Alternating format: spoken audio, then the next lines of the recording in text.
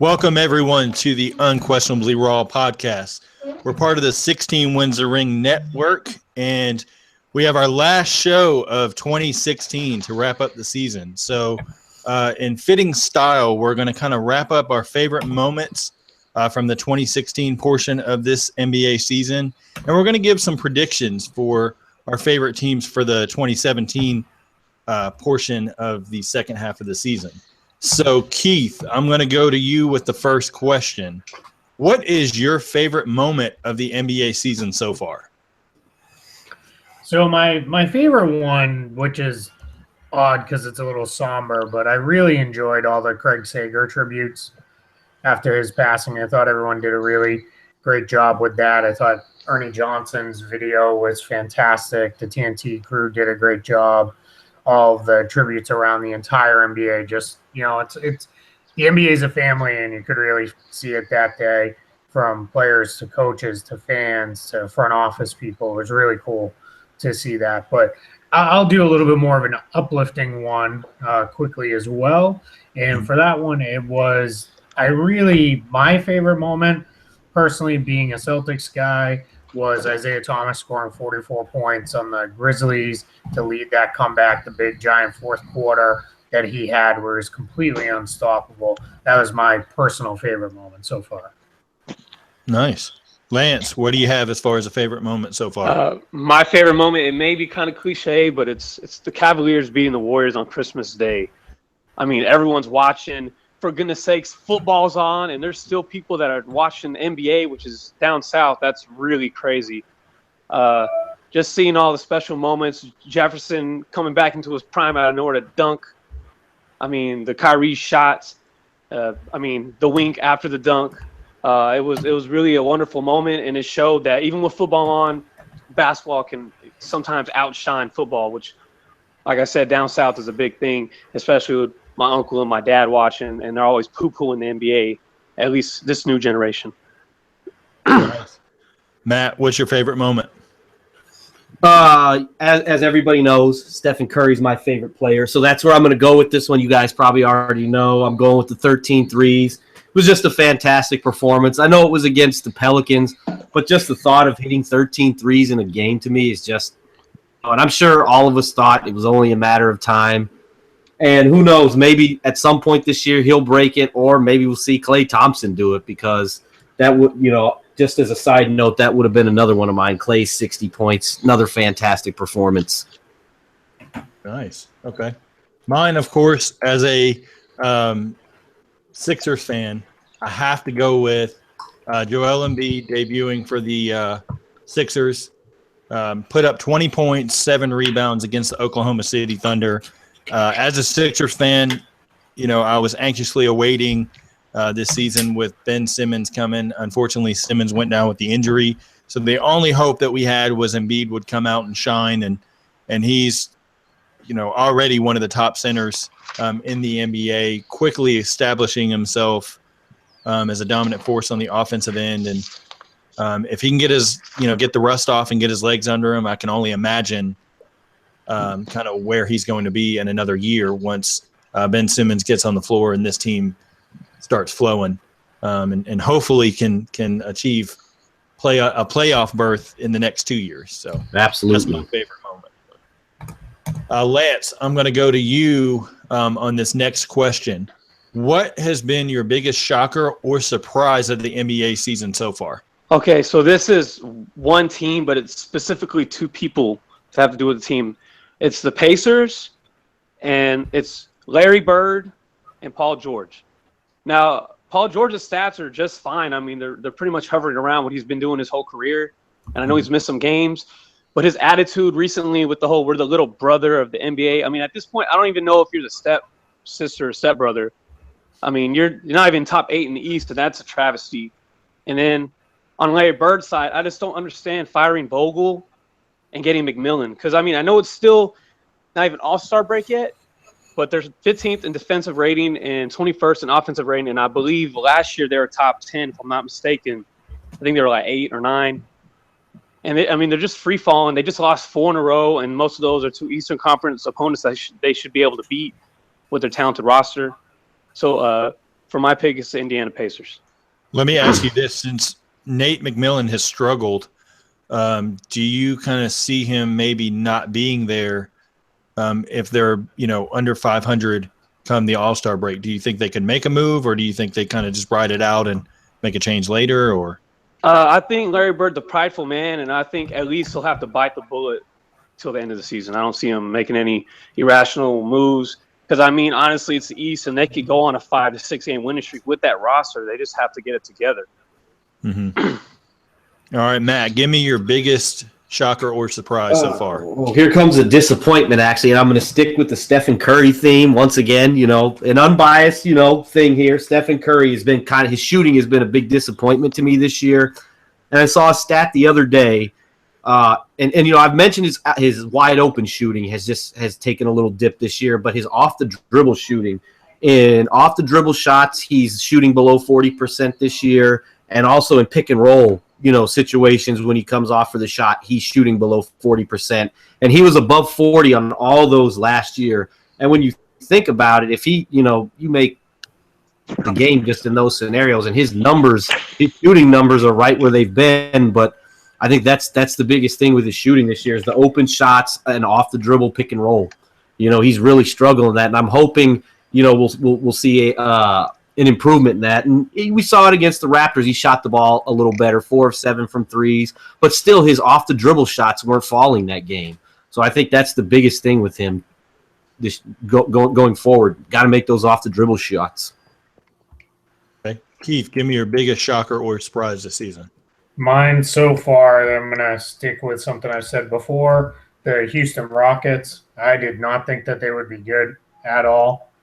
I thought that they would be borderline awful defensively, potentially worse than the league, and they have been much better than that. And, well, not fantastic defensively, but they're good enough, and the offense has been so good that it has lifted them to a place where I didn't think they'd come even close to this year. So they have been a huge surprise for me. Yeah, mine has to be the biggest surprise because I kind of had faith in the Portland Trail Blazers finishing kind of right there in the middle of the pack of the Western Conference, and they have fallen flat. The Evan Turner signing is not been the greatest for them. They invested money in Alan Crabb. You could argue and say he's underperformed from what he kind of did last year.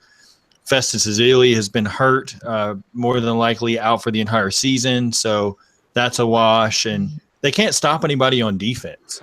And they kind of hit a surge last year, to kind of climb the ranks, but I just don't see it this year. I think they struggle to hang on to that eighth spot, in the Western Conference. So they're definitely my biggest disappointment by far.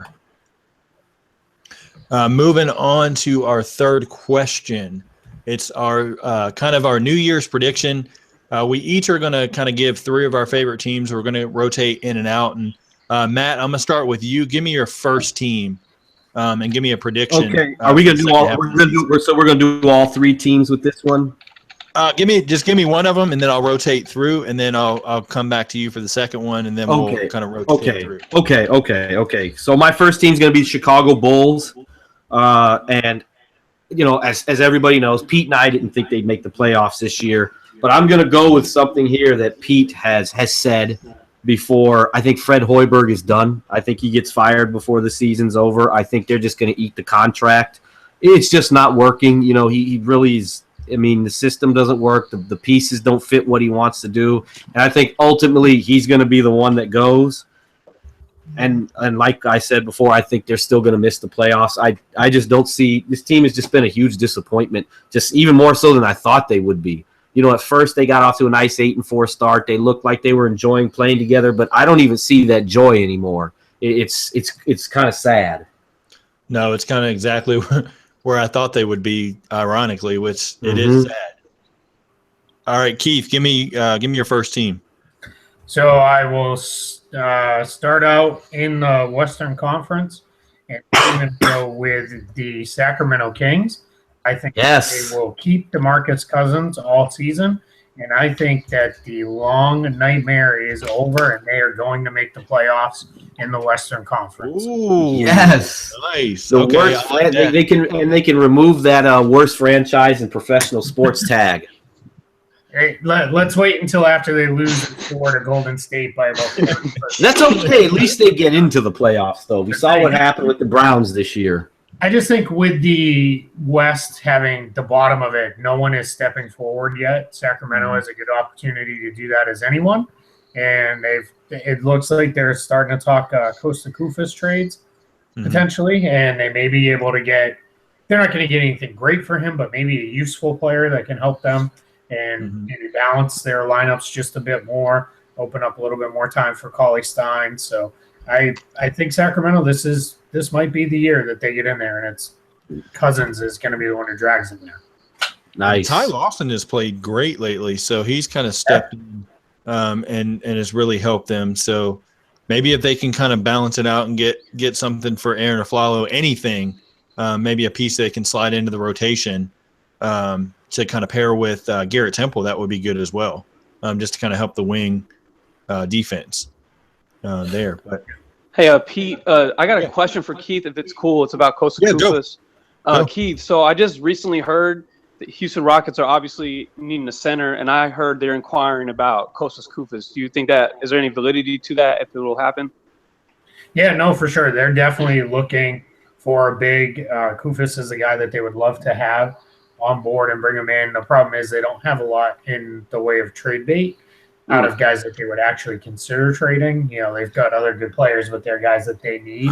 So it looks like the guy that they're putting out there is Corey Brewer, and I don't know that's going to be enough to return Kufis, but it could be, you know, Brewer and maybe a pick or something like that could get it done.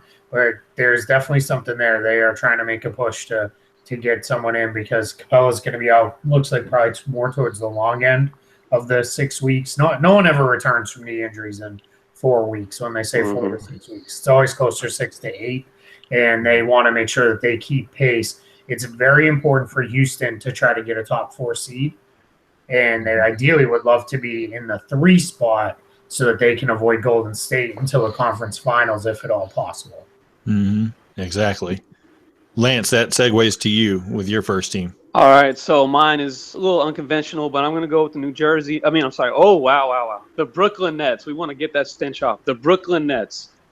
Also, no more Billy King. I have a lot of faith in Sean Marks, especially him being from San Antonio. Nothing really comes bad from there. My prediction, I think they're going to get a lottery pick this year via trading Brook Lopez or maybe some other players, probably more so Brook Lopez because there's not really much on that roster, but I think they'll get at least in the top 14. Not saying top 5, but they'll get in there somewhere. Nice. My first team is the Milwaukee Bucks. Greg Monroe will finally be traded at the trade deadline. Giannis Antetokounmpo will be officially named an NBA All-Star, and the Bucks will finish in the 7th seed in the Eastern Conference. So definitely kind of surprising. I think if they can get Chris Middleton back, if they can somehow swing it to get him back in March, I think they can make a solid run, going into April, finish out the season strong, get him healthy for the playoffs. And I don't think they win their matchup, but I think that they can kind of, maybe steal a game or two and really kind of take a step forward for next season. But the key is going to be a healthy Chris Middleton. As soon as they can get him back, the better. So, hey, Pete, on that note, Chris Middleton has been practicing with the Bucks. Ooh, nice. Light practice, no 5-on-5 yet or anything like that. But he is doing some running, getting up and down the floor, taking jump shots. So things look like they're progressing along well. I heard from a source today that it could be as early as the beginning of February. Wow. That's fast. That's wonderful. That's great. They could push for a top 4 spot with him back. Yeah, they could. Yeah, and that's going to be, I put this out on Twitter today. That's going to be the biggest acquisition anyone makes at the trade deadline. If he comes in around that point in time. So keep an eye on that. He's back practicing on the floor earlier than anybody thought he would be. And he was Milwaukee's best player the last 2 seasons. Yep. Now with Parker and Giannis stepping up the way they have, that Bucks team could be scary. Yeah, that I can't remember it. Let's see. So you've got Giannis at 6'11", Jabari 6'8". What is Middleton? 6'8", I think. About 6'8", 6'9". Yeah, and then you throw another, almost 7-footer in John Henson. I mean, that lineup is huge. Yep. For anybody. Nova's not small either. He's 6'4" at the point. Yeah. I mean, that's crazy. Behind him 5. So. Yeah, that's insane amount of, you got athleticism there, and you've got, the height to go against anybody. So very, very scary, especially with teams kind of trending downward like the Pistons and the Hawks and others like that. I can definitely see if they can get Middleton back at February, they're going to be top 5 for sure. But Matt, I'm going to go back to you for your second team. All right, my second team, my New York Knicks. First, I'm going to go with KP. He's going to be an all-star Kristaps Porzingis this year. I think most of us would probably agree on that one. He's been fantastic. I think he's got to be on the roster. And I'm backing off my second seed. It's not happening, but I am going to say this: 4th seed in the East, New York Knicks, and I'm still putting them in the conference finals. I'm sticking with that, but I'm not sticking with the 2 seed. Wait, no, take that. I take that back. No, second round because they'll have to play Cleveland in the second round. They'll lose to Cleveland in the second round. Okay. At least you finally got away from that second. They're not winning. Yeah, I have to because they've lost too many games. They can't be the second seed now. I have to come off that. Okay. Lance, give me hold on your 1 second. Okay. In a month, are they going to be the 6th seed, and then in another month, the 8th, and then? No, I don't think so. I'm sticking 4th seed. Preferably, I wouldn't mind them getting 6, so then that way my conference final prediction doesn't look so bad. All right, we're looking at December 30th as the date that you said it. 4th seed locked in. So come All-Star break, I don't want to say, they're trash. They're out. They're going to play off. We're going to have to reference back. No, they're not going to be. They've got some good players. Not going to fall that far back. I don't know. We'll see. All right. They got to guard people though. I'll say okay. So this is definitely an actual team that I really like, or you could say love sometimes. The Dallas Mavericks. Mm-hmm. I mean, I'm not really mad about the season. I understand it, and it's time to get a lottery pick. But my thing is, I hope they at least get a top 5 pick because, I mean. Top 3 would be nice, but the way the East is, I can definitely see the Mavs being a little bit better with all their veterans and not tanking. So at least a top 5 pick, I think they're going to get it. And also, I think we're not saying a marquee player, like a max money player, but we're definitely going to get a relevant player this offseason. I mean, I don't think we're going to trade Bogut. I really don't. I mean, he's always having to rest, and I don't think he garners a first round, really, at least one that matters. So I think they just keep him and maybe re-sign him next year at the minimum because he's over here talking about coming off the bench this season, and I don't know if that indicates he would do that next season. But I think we're going to get top 5 pick. And then, Harrison Barnes, we have some players that might, lock in a marquee kind of player, more so maybe like a defensive big. But I think this is a year that we don't just go get, a bunch of plan C's. I don't know. We'll have to see on that one. Yeah, it might be wishful thinking, but I think we have a better, younger roster. You have a lot of point guards to pick from, though, in the draft. So that's true, and that's why top 5 is good enough. I mean, Lonzo Ball, baby, we're right here. We're here for you. You can make a little mixtape because I know he likes to rap and stuff. As long as you come to the Mavs, I'm fine with it. Yes. Keith, give me your next team. So my next team is going to be the Orlando Magic, and I will say that Orlando is going to get the score that they need and that they will make the playoffs in the East. They're only 2 games back right now, despite all the struggles. They're right there in that mix. That'll make us look good, Keith. That'll make the both of us look good because we both had them in. They're going to leapfrog the Knicks and Shut up, Keith. Shut up, Pete. We're not talking about the Knicks yet. We already talked about the Knicks. Behind the Knicks. So, but the 2 guys I think you need to keep an eye on for the Magic because a lot of people say they're going to get that score. Where's it going to come from? I think the 2 guys you need to watch are Bojan Bogdanovic and Goran Dragic. Those are the 2 names that the Magic I know have inquired on, and are perhaps interested in, and they wouldn't cost a massive package to go get either one of those players. So keep an eye on either one of them. There's a chance that those are the guys who are coming to Orlando.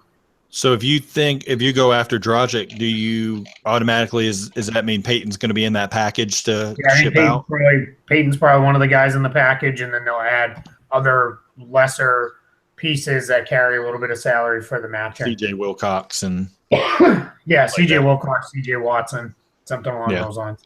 That would actually be a good move for, and actually a good fit for Orlando. And then even with Bogdanovich, that gives you a shooter as long as he can be consistent. So, yeah, and that's what they need. They need someone who can come in and create a little bit more offense for them, make things a little easier. And both of those guys have experience doing that. And both of their teams are obviously headed completely out of the playoff race at this point. Okay. I've got the Memphis Grizzlies up next. They are going to get the 5th seed in the Western Conference. They are going to upset the Los Angeles Clippers, who will finish 4th in the first round of the playoffs. And then Marc Gasol is going to be named as a reserve to the NBA All-Star team. I have him on my list, just what he's done for that team with Mike Conley being out. And then Zebo missing a bunch of games. He's been their most consistent player this season, by far. So I was high on the Grizzlies coming into the season. I love David Fizdale as a coach, and anybody that can kind of underhandedly call out Michael Beasley in an interview and praise Russell Westbrook at the same time definitely is high in my book. So. Yes. Going back to you, Matt, for your final team. All right, here we go. Everyone probably knows this is coming. I've got the Golden State Warriors here. Easy. They're going to finish with the best record, between 65, 68 wins. But here we go, and obviously I do. As long as everyone's healthy, we're going to get Golden State, Cleveland again. But I'm going to back off my 5-game prediction, which I think I said in our season preview. I think it's going to be another 7-game series. And I think we're going to get a lot of games like Game 7 in our Christmas Day game. I think it's going to be a battle. And it's going to be an absolutely fantastic series. The Warriors will win this time in 7. Okay. So it makes it all worth it that Durant goes to Golden Absolutely. State. We're going to get a series for the ages. It's going to happen. I like it. We got cheated last year when only 1 game was close. Nice. I thought you were going to throw out something different, but that's okay. I thought you were going to say the Warriors in general got cheated. No, we got cheated because it was a 7-game series, but only Game 7 was close. Like it wasn't really. It was a misleading 7 games. It wasn't really a good series. Absolutely. It had great moments, but it wasn't a great series. No, it wasn't. I just figured you wanted to aggravate Byron by throwing out the Draymond Green situation again, but that's okay. That Byron, this is for you. The Warriors would have won in 5 if Draymond Green doesn't. There you go. All right, Lance, what's your last team? All right, so the Denver Nuggets, and you might see where I'm going with this, Keith. They are, as of right now, 8th in the Western Conference, and as we all know, that 8th is a real poop fest. It doesn't really mean anything. It's just a sacrificial spot for the Warriors to kill you on national TV. But I think they're going to make the playoffs. I mean, right now they are 7th in scoring. Last year they were 17th in scoring. They're a lot. I wouldn't say a lot better, but they definitely have some better offensive ratings. They're like 11th right now, so it's run of the mill, but it's a lot better than they were last year. And they do have a lot of pieces. I think they're just 1 trade away from solidifying that 8th spot, though. And of course, I'm not saying they're going to win a game; they're probably going to die. But it's a good direction for the young players and get some confidence before Steph Curry takes it away from them. So do you think Kenneth Faried is kind of the trade chip that they – is the one out? Yeah, he's definitely the one out. I mean, I think the Jokic guy that they have on the bench, I mean, I saw him the other day playing against the Timberwolves when he had that triple-double, and he had that behind-the-back pass he was fouled on, and he was still able to get it off to Wilson Chandler. I mean, I think they have some good veterans on that team with a nice mixture of youngins on that team to actually make the playoffs. It's just they'll be kaput once they get there. Yeah, they've got to figure out kind of what they're going to do long term, because now you've slotted in Jokic as a starting center. Mm-hmm. Nurkic has kind of moved to the bench, and he hasn't played in 4 games in a row. I played the other They got night. too many bigs. Oh, did he? Okay. I only played about 8 minutes. Yeah, I know he's kind of, not excited about, the demotion, so to speak. I know Kenneth Fareed's not having the best chemistry with Mike Malone. You've got Will Barton thrown out there in trade talks. Jameer Nelson's a veteran that could possibly get moved. So, pieces there. But I was, high on Denver coming into the season. I kind of had them teetering right there. I pulled them out of the playoffs at the last minute. But, definitely like that prediction for Denver to slide in there for sure. Keith, give me your last team. All right, last team going to my Boston Celtics. I think that they will finish third comfortably in the East, but I do think that they will make the conference finals. I think that they'll knock off Toronto in a 6 or 7 game series, probably all really close games. Mhm. I just think the Raptors are going to wear down a little bit as the season goes along. Their depth is good, but it's only good till about 7 or 8 guys, and they have been uncommonly healthy so far this year. So if anything hits them at a bad time, it's going to be tough for them to overcome that. So I think the Celtics can trip them up, and I also think the Celtics will have a move in them at the trade deadline. They'll get something done to bring in a player that will really help them. By that point, Toronto will probably be too far ahead to catch in the regular season, but they'll make up for it in the postseason. Keith, question. I don't know if you have a player in mind, but do you think Nerlens Noel is like a really realistic thing for them to get? Because I know they need a big that can protect the paint, especially after watching them versus Cavs yesterday. Yeah, that question comes up probably on an at least 5-6 times a day basis. With Noel, the challenge is Philly hasn't moved off what they're asking for him, which is too much, more than what he's worth. And given the fact that he's a free agent who needs paid this summer, if they would take some combination of Terry Rozier and a pick or another young player or something like that, Boston could definitely be motivated to move. But Boston's not going to overpay for him. Danny Ainge will not do that. He's not the guy he's been stockpiling all these assets for. So as long as Philly asks what they're asking for, it's not going to come from Boston. And they also don't want a rental, especially if you're going to give up a pick for a rental. That's just not ideal. Yeah, I think they could give. They have a couple later picks coming. They've got a Clippers pick. They have their own first rounders. Obviously, they own all of their own, so they could definitely give up one of those down the line and not really think too much about it. It's more of the, Philly asking for a, good frontline young player, and that's just not going to happen. Like a Crowder or something like that, like an actual meaningful player, not just a rotation. It's more on the lines of like a Jaylen Brown type of player, or Marcus I would Smart. not do that. Yeah, Even it's on too the early for 50, Jaylen Brown, and definitely Marcus Smart being one of the better perimeter defenders. Yeah. Yeah, and here's the thing is Philly's doing the right thing. Ask for the moon. If somebody gives it to you, great, but it's not going to come from Boston. I mean, yeah, there's always that one Billy King that's going to be over eager and trade up too much for maybe not a good return. But Keith, I actually got something to chime in for your Celtics. I know you already have this guy on your All-Star list, so I that's why you didn't throw it out as a prediction. But I predict that Isaiah Thomas will make the Eastern Conference All-Star team. He'll be a reserve. I would actually like to see him as a starter over somebody like Kyrie Irving, but I know it's not going to happen. But I think he will make it in there, and I think Kemba Walker will slide in there as well. Yeah, if he doesn't make the All-Star team, then the whole thing's a sham. I mean, he's second to only Westbrook in fourth quarter scoring this year. He goes for 20 every single night. Plus, he's the kind of guy people want in an All-Star game. He's small. He's fun to watch. He gets up and down the floor. The guy I am actually interested to see how close he gets is Avery Bradley, because he has played lights out offensively this year. He's gotten on the boards. Defense has slipped some, but he's gotten back at it over the last couple of weeks as some Celtics have gotten a little healthier and some other guys have been able to carry the scoring load.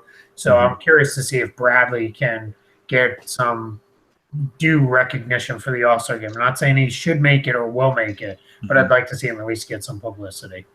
Yeah, as we inch closer to the middle of January, we'll do a podcast throwing out our full squads, just kind of who we predict, and see how close we can get to actually what the squads will be. But the big thing for me is going to be, are the fans going to vote in Melo, Dwayne Wade, guys like that definitely Melo. I don't think he should be an all-star. Wade's kind of on the fence because you got Butler. I don't think two Bulls should make it. No. So it's got to be. If the Knicks will get one, it's got to be Porzingis. Yeah, I would put Porzingis. He's on my list right now. A lot could change in another. Oh, D Wade and Melo will somehow be in the starting. Somehow they're going to make it. I can just almost guarantee That's why I think Porzingis actually has a legit shot to start with the fan voting. I think he may get more votes this year, and he finished like 4th last year. He was close. I hate fan voting. I think he's got a shot to start. We'll have to see because it's a mix of fellow players, NBA writers, stuff like that. So we'll have to kind of see how that breaks down and what it actually looks like. I'm actually excited because it's not all fan-based this year. That's true. Any other NBA fans out there. But yes, offense to the button mashers or the retweeters of the players that don't deserve it. I'm sorry. I sound like an old man right now, but it's annoying. Yeah, I don't like the fact that some teams are throwing guys out that it's like, how in the hell would Nerlens Noel even be considered? For an all-star spot? Like, come on, like that's not even realistic. Oh, last night the Mavs account put Dwight Powell. Yeah, that's almost had a stroke. That was horrible. Yeah, that's not even. I don't like that part of it. But I'm going to wrap up the predictions with my last team. Of course, 76ers. Ben Simmons is going to return by the end of January. He's going to average a double-double in the season. Joel Embiid's minute restriction is going to be lifted by Valentine's Day. They're going to be the dynamic duo, finish 1 and 2 in the Rookie of the Year race. Dario Saric is going to finish 5th in the voting for Rookie of the Year, and they're going to get another pick in the draft. Hopefully, get De'Aaron Fox can get a score so Simmons can kind of handle the ball a little more, and kind of go that route. But want to kind of move on to a little bit interesting comments made by Charles Barkley, yesterday, I guess it was, and saying that basically in the NBA, it's the worst that it's ever been as far as three-pointers, the parity with analytics, things like that. So just going to kind of go around and, get everybody's thoughts on what they think of what Charles said. Keith, I'm going to go to you first and just get your thoughts. Yeah, I love Charles Barkley, and I love that he speaks his mind and he has good opinions, but he's off base with this one. He also threw out there that there's only 2 teams in the league, and it's so top-heavy. Well, it's always been that way. In the 80s, you had the Celtics and the Lakers. 76ers occasionally there. 90s, you had the Bulls. No one was beating them. Then you had in the early 2000s, the Lakers and the Spurs trading back and forth every year. It's just – It's the league's always been that way. It's always been top heavy, and it's completely disrespectful to all the young talent that we have in the league right now, as well as guys who aren't young but still seem it, like LeBron James and those types of guys, that have been around for a while but are still getting it done night in and night out. It's one of those things that just sounds bitter to me. And this whole business of him, I want to see him play inside and throw it into the post. And it's funny because if you watch the show, he tries to get Shaq going on it of, you'd kill these guys or and then other nights says you wouldn't even play because they wouldn't post it up at all. And it's just nonsense. It's been proven time and time again that the best thing you can do is spread the floor and go to the basket or take threes. And that's the best way to build an offense. It's, he can hate on the analytics all he wants, but it's not, math doesn't lie. It is what it is. So I just, it's one of those things that I just wish he'd move off it. It's a tired story at this point. And I wish they'd cut his mic when he gets going up now because there's nothing good's going to come of it. Yeah. I mean, does he not watch Charles? Does he not watch DeMarcus Cousins, Anthony Davis? There's a lot of guys. Obviously, the traditional post-up big man isn't, necessarily as, high of a priority as it once was. But, I mean, you've got Joel Embiid doing Hakeem Olajuwon type footwork moves and, in the post. So, I mean, I wouldn't say that the big man's, necessarily, or every team that's, trying to go small. Because Sacramento, I mean, they start two bigs up front. Denver's tried it, this season as well. And then looking at the last 30 years, the team that had the best players, I mean, there's no offense to you, Lance, and your Mavericks, but 2011, I wouldn't say that entire team was the best players thrown on the floor, out there. So they won, and, so you can't throw that argument out there. And Barkley should know better than anybody, losing to Michael Jordan so often. I mean, come on. So I just think it's basically to get ratings for the show inside the NBA, and like you said, Keith, to get Shaq going. Lance, going to you next. And I'm gonna say right off the bat that the Shaq and the Charles dynamic gets old really quick because they use the same jokes every time and they go to the same clip of them fighting every time. So I'll just put that out there. But at the same time, I do love Charles because I think he is the best thing about that show because he does have some brutally honest things that make sense. But then even I think he thinks he's full of crap because he'll smile before he says it, and he'll start talking about the Warriors again. I'm just like, dude, they've won it. And they've pretty much, you could say, should have won it again, didn't, but they were still in there 7 games. And he's the spokesman for all the people that don't watch the NBA and have a lazy take, and everyone goes off of that because, it's Charles Barkley. He's a Hall of Famer. He's on the Dream Team. He's won head-to-head with Jordan. He should know what he's talking about, right? But he even admits that he doesn't even like watching these games. So it's almost like he doesn't watch them. And maybe he has some PR guy that tells him something in his ear. And with all that said, he's still one of the best NBA personalities, maybe not minds, but personalities on TV. Because I'm sorry, ESPN, they can have all the players they want, but they don't keep me captivated. At least Charles makes me want to watch. It's just sometimes his shtick, I just wish they wouldn't use it so much because I don't think that they tell him to do it, but they sure don't discourage him from doing it. And, I mean, they made that man apologize to Darren Moore on national TV, so I know they could tell him to do other things because I know that was a hollow apology. He didn't mean that to Darren Moore. I know for certain he didn't. But I don't want to go too much off, but I don't like the lazy take because, yes, the Celtics, the Lakers, the Spurs, I mean, they pretty much all at one point dominated in each of their respective decades, and the Bulls as well. So he's a great guy, great personality, but I mean, he's kind of an ambassador of the game, and he's really poo-pooing on a special, I guess you could say, generation of players that are coming out and that have came out in the last 5 to 10 years. Matt, wrap it up for us. Well, I think this is just a perfect example of Charles Barkley letting his inner Skip Bayless come out. Just crazy hot takes, and when he said the NBA is as worst as it's ever been, that right there, I mean, come on.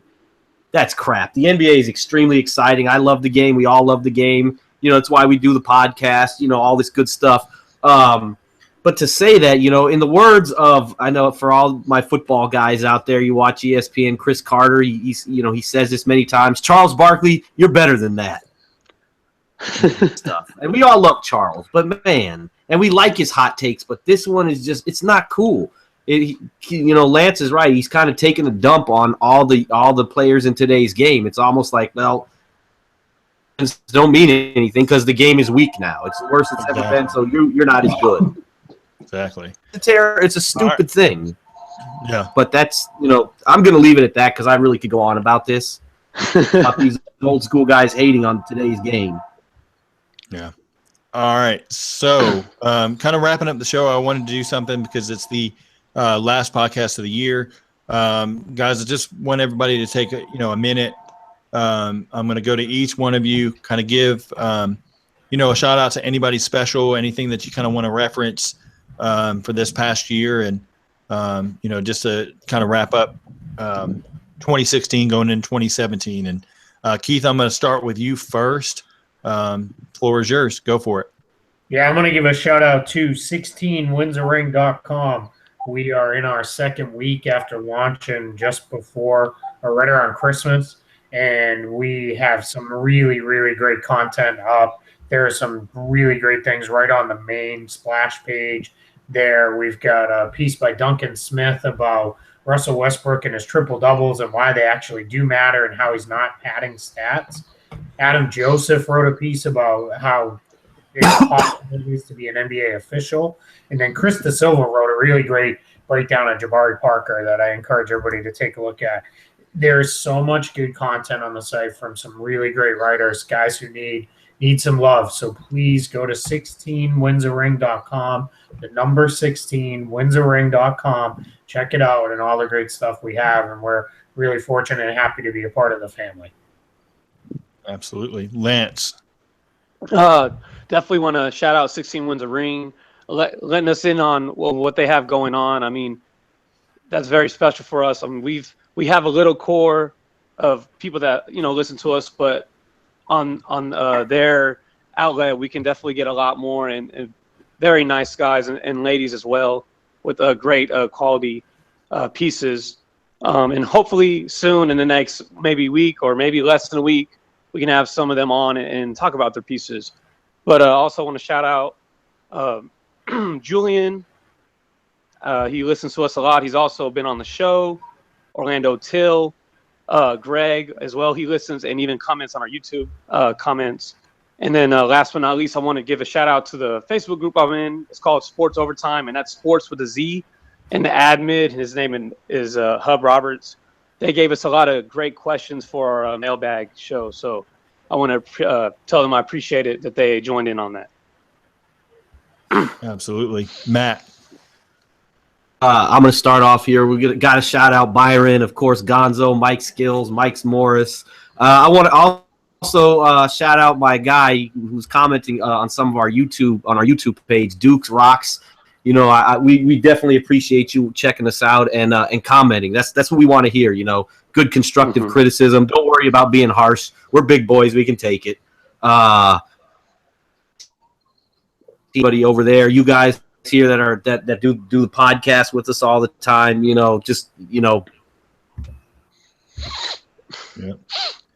I would say mine is, of course, Keith, you're on with us. So you were the first one to we reached basically out to a bunch of bloggers, NBA writers, stuff like that. You were the first one that actually, wrote us back and said, yes, I'll do your little tiny podcast and let's see how it goes. We are very, very thankful to have you as part of this team. And we really want to thank 16 Wins a Ring, Adam Joseph for the concept and all of the great members over there as a team as a whole. Yes, we will have as many members as we can get onto the podcast, kind of rotating through the year for some special episodes. I want to give a special shout out to Coach Dave DeFore for asking us for our podcast to be a part of the 16 Wins a Ring network. Keith, I know you were a big part of that as well, so thank you as well. And to all our loyal downloaders, subscribers, thank you so much. We've had a huge surge in downloads and subscriptions to the podcast since basically the end of, I would say the middle of September to now. We can only go up from here. We want to continue to bring the great content to you, to all of our, past guests that we've had on, everybody from Buddy Grizzard to Keith Pompey to Scott Agnes, Gonzo, Julian, Carlos Hurt, Byron, Mike Skills, Mike Morris, all of you guys are a big part of what we're doing here. We want to keep, the great content coming, like I said. So in wrapping it up, please go to iTunes, give us not only a 5-star review, but leave a written review. Those written reviews are vital for us to maintain a ranking on iTunes. You can't do it otherwise. It only takes a minute or two. I've done it for a few podcasts that I've, listen to regularly. Also, go to the YouTube page, subscribe to that page as well. Those views count as far as any kind of future sponsorships that we may have or anything like that as well. So please continue to check those out and comment underneath the video. If you're tired of seeing our ugly faces and you want to see some prettier versions on, throw out some options maybe that you think we can realistically get, and we'll try to get them on. Throw some topics that you think might be good for the show as we ring in the new year. And to everybody out there, please have a safe, happy start to 2017. Have a happy new year, of course. And we will be back on Monday evening, 7 p.m. Eastern, per usual. So thanks for listening. Thanks for watching the Unquestionably Raw podcast.